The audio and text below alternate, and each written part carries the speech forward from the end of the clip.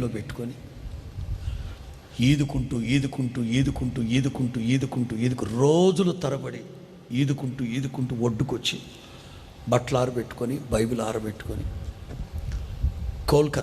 కలకత్తాలో కాలి నడకన దేవుని రాజ్యాన్ని గురించి చెప్పడం ప్రారంభించాడు. కలకత్తాలో కూర్చొని భారతదేశంలో ఎన్ని భాషలు ఉన్నాయో కనుక్కొని 40 భాషల్లో బైబిల్ తర్జుమా చేశాడు. తను గమ్మత్తు చెప్పనా, 40 భాషలు నేర్చుకొని ఈ తెలుగు బైబిల్ తర్జుమా చేసింది కూడా ఆయనే. నెల్లూరు, కడప బ్రాహ్మణులను కలకత్తాకి పిలిపించుకొని వాళ్ళ దగ్గర తెలుగు నేర్చుకొని తెలుగులో బైబిల్ని అనువదించాడు. భారతదేశం బ్రిటిష్ వాళ్ళందరినీ వెళ్ళగొట్టేసింది.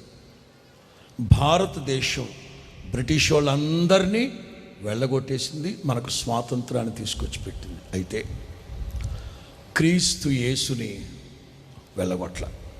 2, బ్రిటిష్ వాళ్ళ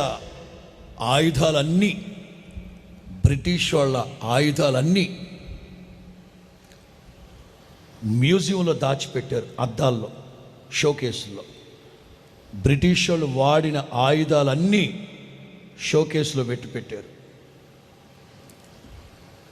విలియం కేరీ తీసుకొచ్చిన బైబిల్ని దాచలేకపోయారు, అందరి చేతుల్లోకి వచ్చేసింది. హల్లెలూయా, హల్లెలూయా.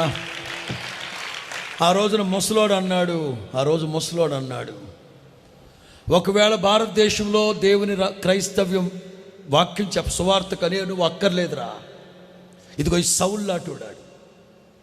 David had private life. సరే, సౌలు అడిగారు, ఏంట్రా ఎట్లా చేస్తావురా, ఎట్లా కొడతావాడిని?